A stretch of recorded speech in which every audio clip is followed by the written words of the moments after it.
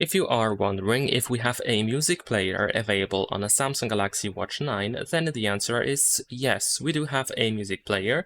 If you swipe up on the watch face, then you will open the list of apps, and then you should be able to find a music player. So for example, in here we have the Samsung Music app.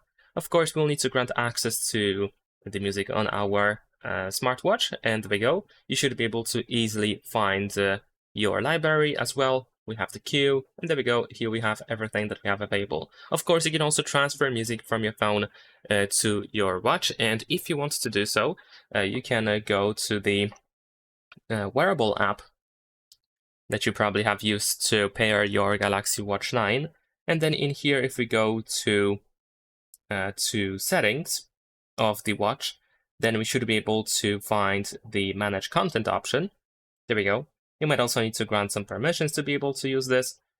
And in here we have tracks on watch, and then we should be able to add tracks from our smartphone. So let's say if I add this one over here, unfortunately, if it doesn't want to add the track, then you might need to grant some permissions. So if that is the case, you might need to check out notifications over here and then allow the permission.